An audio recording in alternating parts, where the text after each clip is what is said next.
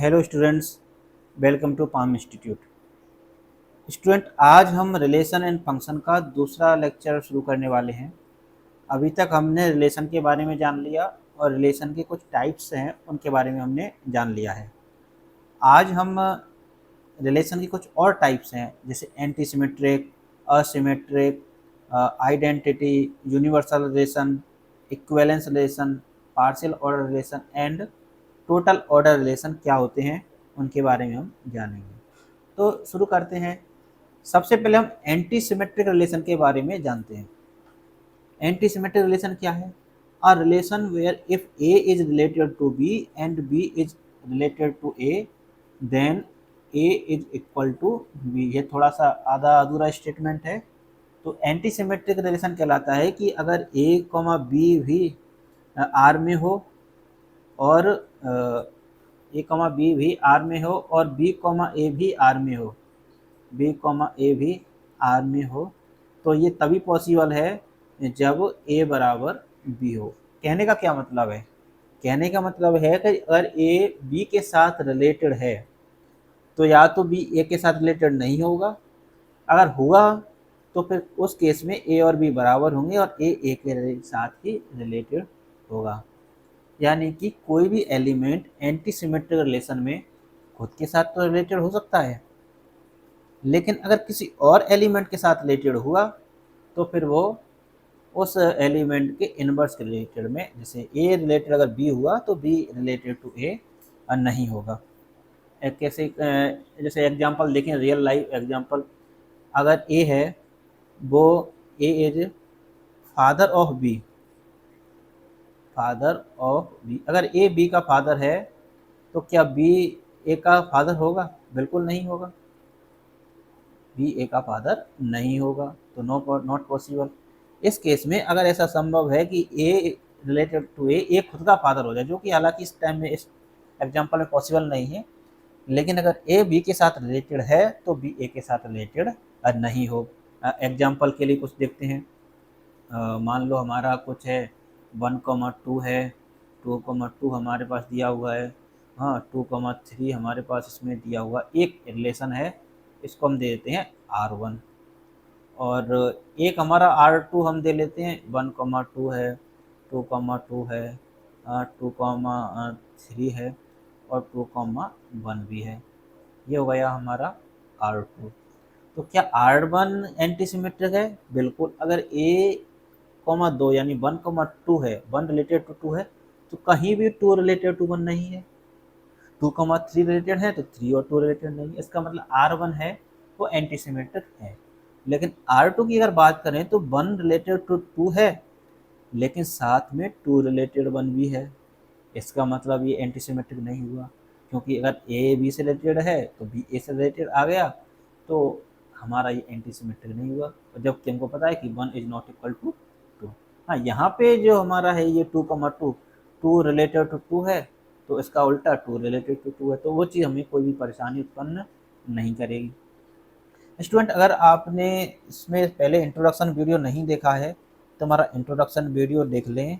हमने PGT, TGT, first grade, second grade, math के lecturer, school lecturer, senior teacher, सभी के लिए हम फ्री कोर्स यूट्यूब पर मैथमेटिक्स के लिए हम लेकर आ रहे हैं, जो आपकी DSSB, RPSC, BPSC, HPSC, सारे के सारे जो भी आपके इस तरीके के एग्जामिनेशन है उसमें हम आपको पढ़ाएंगे। और ये थोड़ा सा इंग्लिश में रहेगा, यानी हम आपको नोट्स इंग्लिश में बताएंगे, हम लिखेंगे भी इंग्लिश में, लेकिन आपको जो एक्सप्लेनेशन है वो हम आपको हिंदी में करेंगे। ठीक है, तो आपको थोड़ा सा सपोर्ट ये रहेगा कि हिंदी मीडियम वाले स्टूडेंट हैं उनका भी काम चल जाएगा और इंग्लिश मीडियम वाले बच्चों का भी काम चल जाएगा। अगला देखते हैं, एसिमेट्रिक। एसिमेट्रिक रिलेशन कहलाता है a relation where if A is related to B then B is not related to A. If A is related to B then B is not related to A. यानी कि अगर relation में A, B है, इसका मतलब B, A है, वो नहीं होना चाहिए, तो वो एसिमेट्रिक हो जाएगा। जैसे अब देखो, इसमें एक चीज़ और ये भी है, आपको ऐसा लग रहा होगा A, B रिलेटेड है और बी कॉमा ए रिलेटेड है तो ए इक्वल टू बी, तो एंटी सिमेट्रिक हो गया। एसिमेट्रिक में क्या अलग है? एंटी सिमेट्रिक में ए बराबर बी के केस में ए रिलेटेड टू ए पॉसिबल था, लेकिन एसिमेट्रिक के केस में हमें ए रिलेटेड टू ए भी नहीं दिया होगा, ए रिलेटेड टू ए भी नहीं मिलेगा। एग्जाम्पल देखते हैं। एग्जाम्पल वही हम ले लेते हैं 1,2, 2,2 एंड 2,3। ये हमारा हो गया R1 पहला रिलेशन। और एक एग्जाम्पल हम ले लेते हैं 1,2 एंड 3,4 एंड 4,5। अब देखिए स्टूडेंट्स, यहाँ पे 2,2 आ गया, इसका मतलब ये एसिमेट्रिक नहीं होगा। इसमें 1,2 है लेकिन कहीं भी 2,1 नहीं है। यहाँ 3,4 है लेकिन कहीं भी 4,3 नहीं है। या 4,5 है लेकिन कहीं भी 5,4 नहीं है। तो ये हमारा एसिमेट्रिक हो गया।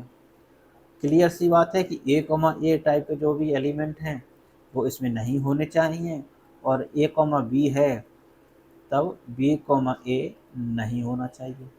ये एसिमेट्रिक हो गया। बहुत इजी है, बहुत सिंपल है, तो आपका ये यहाँ पे क्लियर हो गया। नेक्स्ट देखते हैं क्या आता है। नेक्स्ट आता है identity relation. A relation where every element is related only to itself. सारे एलिमेंट खुद से रिलेटेड हो। ए हमने कोई भी सेट लिया 1 2 3 ए बी। आइडेंटिटी रिलेशन जब हम डिफाइन करेंगे तो क्या आएगा? उसमें आएगा 1,1 2,2 3,3 ए एंड बी। ये देखो, ये जो है तो अपना आइडेंटिटी रिलेशन हो गया। सारे ए टाइप के जो भी एलिमेंट हैं वो आई में आ गई है। इसको हम आर भी नाम दे सकते हैं, R1। अगर इसमें इस टाइप का एलिमेंट नहीं होता, मान लो 1,2 अगर आ जाता, तो फिर क्या होता? आइडेंटिटी नहीं होता। आइडेंटिटी होने की जरूरी है कि ए टाइप के ही एलिमेंट आए और बी टाइप के एलिमेंट नहीं आए। अगर ऐसा होता है, अगर इस टाइप के एलिमेंट आते हैं तो ए बराबर बी ही होना चाहिए। एकदम क्लियर है। खुद के साथ आइडेंटिटी, स्वयं की पहचान, इसमें ज़्यादा कुछ है नहीं आइडेंटिटी।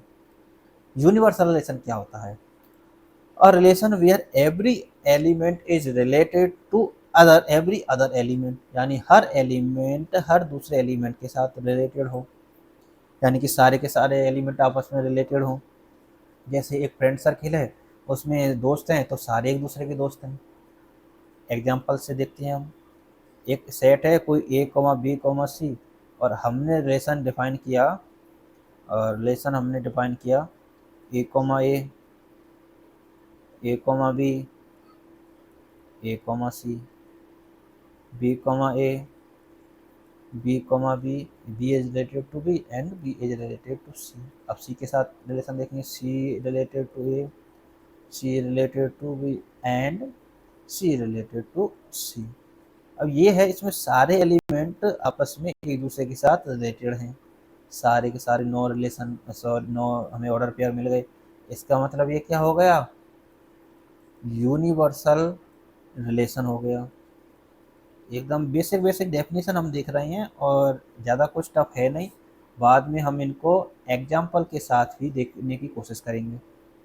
अच्छा, इक्विवेलेंस रिलेशन, ये थोड़ा इंपॉर्टेंट है, कई बार आपको यूज में आता है, बहुत बार आता है equivalence relation. A relation which is reflexive, symmetric and transitive. ऐसा रिलेशन जो रिफ्लेक्सिव भी हो, सिमेट्रिक भी हो, ट्रांजिटिव भी हो। यानी ए टाइप के एलिमेंट हैं वो भी आर में आ जाएं। बी है देन ए भी आर में आ जाए, इसको बिलोंग्स टू आर भी कर देते हैं। एंड अगर B and C belongs to R हैं, then C belongs to R हो जाएगा। या उसको ऐसे भी ले सकते हैं, और ए रिलेटेड टू ए होना चाहिए। अगर ए रिलेटेड टू ए है, ए रिलेटेड टू बी है, then B related to A हो जाएगा। और इसके अलावा and if A related to B related to C, then A related to C. अगर ये तीनों ही प्रॉपर्टी, तीनों ही रिलेशन किसी एक रिलेशन में आ जाएं तो वो हमारा इक्विवेलेंस रिलेशन कहलाएगा।